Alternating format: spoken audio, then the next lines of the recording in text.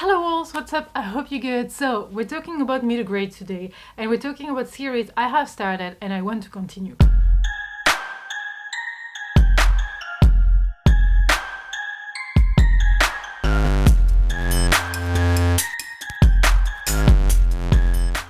Before we get into it, please let me know if you are into middle grade. What are your favorite series? What series you would recommend? What series you have started but not finished yet and you would like to continue? So we're not talking about series I want to start, because then that's a never-ending video. But series I have started, or at least I've read the first book from, and I want to continue with the series eventually as a priority. You know, I did not film a priority of 2023 or goals for 2023, so count that video as some kind of goal video. There is no particular order here. I would like just to start with this one because I got sent the book. You probably know which one it is by this time because I talked about it. But you know, Alicia in Atlantis. So Alessia in Atlantis, The Forbidden Vial, came out the sequel last year, end of last year, the Jellyfish Jailbreak, just that title. So I would like to continue this one, and I will, because I got sent that book, so I need to read it, but I want to read it. So basically it is a middle grade, almost going through YA, but we're not quite there yet. And it's basically the story of Alessia, who one day is gonna get attacked by something that is not normal. It's normal to go through emotions. It's normal to feel lost and, you know, explode at school, etc., etc. But it's not normal to be attacked by something that's gonna bring you to Atlantis, and then you're gonna understand that apparently your dad was from there, and that there is a lot of things you need to learn that you don't know about your own family and about yourself, that you missed out on things. That's what Alessia is going through. And of course, adventures, friendships, learning who to trust, who to not trust, what to do, what not to do,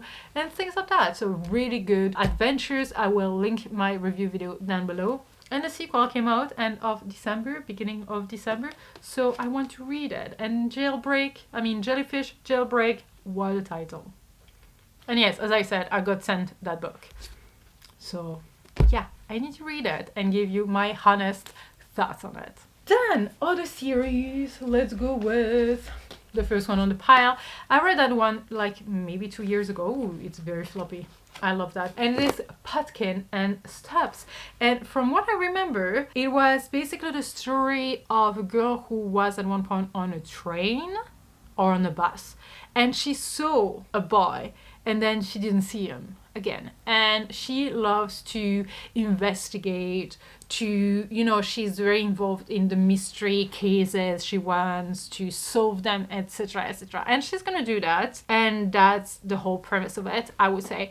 And I just loved it. I love the vibe it had. And you know, usually I don't know why mystery is not my thing anymore, adult-ish, YA-ish, but it is in middle grade. So yeah, we follow a character who's looking for a scoop, and I need to continue with that series. That's the scoop here. That was lame. Then we have this book. This book was full of nonsense to me. It's The Crooked Sixpence, right? Yes, The Uncommoners. I don't know how many books in that series are yet. At least 3 from what I can see here. But basically you have a bunch of guys. You have a brother and a sister, if I remember well. And there is something that happened to the parents, and their grandma is kind of like not telling everything, but she's telling some things or whatever. I cannot remember how it started, but they end up somewhere where things are not what they seem, but not in the usual way. Like an umbrella will do something else, like stone will do something else, or they will have a complete different purpose. Like, let's say that the toilet brush is going to be there to actually clean the windows, or that, I don't know, the statue that's over there is something that is used to clean the floor. You know, all those objects from our nowadays lives that are used in a complete different ways, and they just enter that world of Alice in Wonderland nonsense, I would say. That kind of makes sense in a way. So I enjoyed it very, very much. Very stiff book though, compared to the other one. But I want to continue with that series because I had very good memories from it. Then of course we have The Hunting of Evelyn Jones. I believe 2 more books came out, and they all have, from what I understood, Halloweenish vibes. So I might keep it for Halloween. We shall see. Halloween is all year long, we all know that, but I want to continue with it. I really love the first one. I love the cozy fall-ish but also spooky vibe it gave me, and I want to continue. It's a spooky book that I would definitely recommend for kids. And I know you would say, yeah, but it's a middle grade, so of course you would recommend for kids. And that's how I would introduce the next book. Weird enough, I want to continue with that series. So this is That Threw Us Away. It is a middle grade, and it's basically about teddy bears being forgotten or thrown away or anything, trying to go back to where they want to go back to. I'm sorry, but I know it's a middle grade, but I would never recommend that book to any kids because of all the trigger warnings in that book. There is literally a teddy bear, so trigger warning here, that is trying to kill itself, that is mutilating itself and things like that. I don't know how you would include that in a book, and the way it was done, it's not like it was, you know, in some books, like let's say about bullying, there is some bullying happening and then it's talks about and explain why it's wrong, etc, etc. Here I just feel like it's there described so vividly and there is not really a conversation around it. So that's why I would not recommend it to a kid. Again, you do you, every kid is different. I would have read that and it would not have bothered me as a kid, but I loved horror. I was watching horror as a 6 years old, etc, etc, so it's okay. But like it's not cute. It's not cute, but I want to continue with it because for me it feels like horror-ish. And I don't know. I don't know. I'm the weird one because pretty much no one enjoyed it, but I was oddly fascinated by it. Then we have this one, so The Griffin Gate by Vashti Hardy. When I picked up that book, I didn't know it was written for dyslexic people. I would say it's so easy to read, but it had like dyslexic people in mind and how their brain works. So it's, I don't know much about, I'm not dyslexic, so I cannot talk about that aspect of it, unfortunately.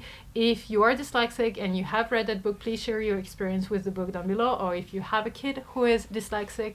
I just read that book and I really loved it. The font is big and I feel like I just enjoyed the story, and it had family matters, it had purpose. They all have, like within that family, they all have a job. They need to look at some kind of like map, a 3D map, and when people do need help for something, they just ring a bell and you can see on the map that a bell was rang or whatever, and you just go to that place and help the people who needed your help, etc, etc. And of course you can do it, but not when you're too young, because you don't know everything, and because it could be something bad, it could be someone trying to do something, etc, etc. And of course the main character is like, I know everything, I want to do it, I'm gonna get involved by myself, I'm not gonna say anything to my family, and that's the beginning of troubles.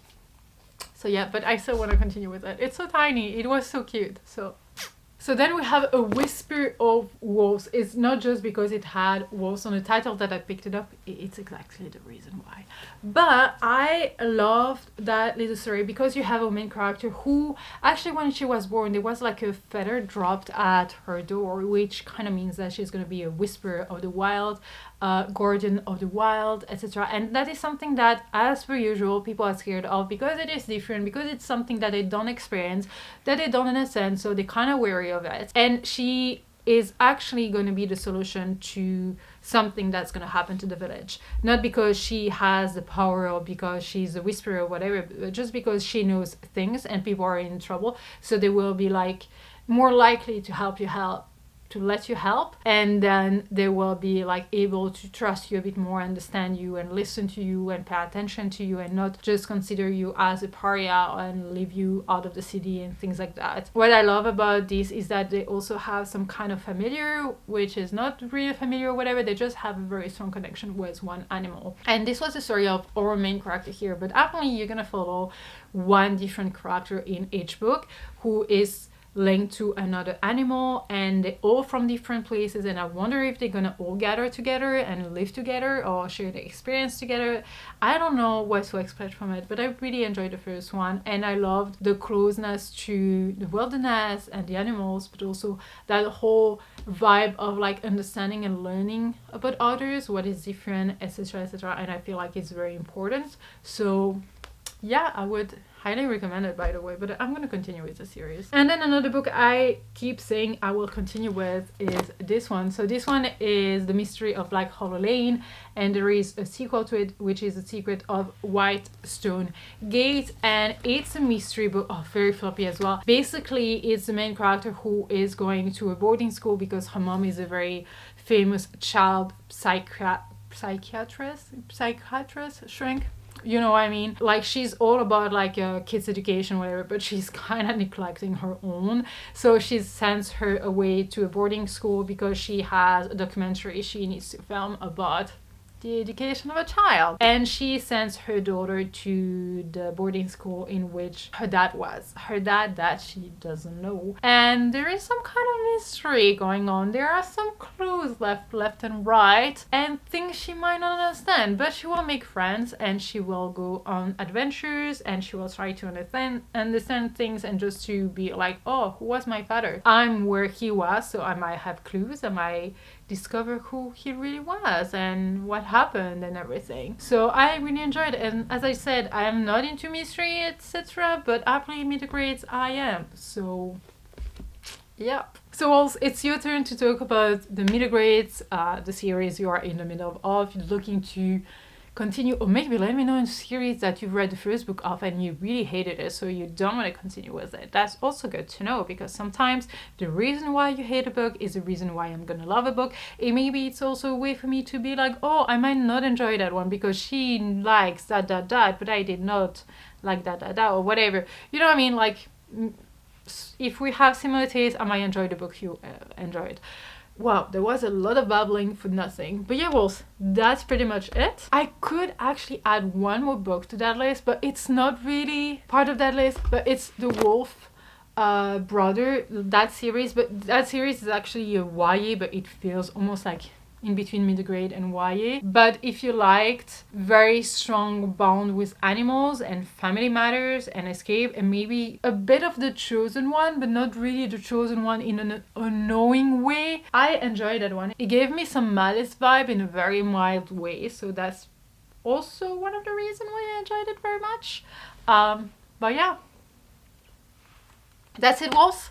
I will leave you now on this. Talk to me in the comment section as usual. Thank you for watching this. I really hope you enjoyed it. And talk to you soon. Bye, Wolves!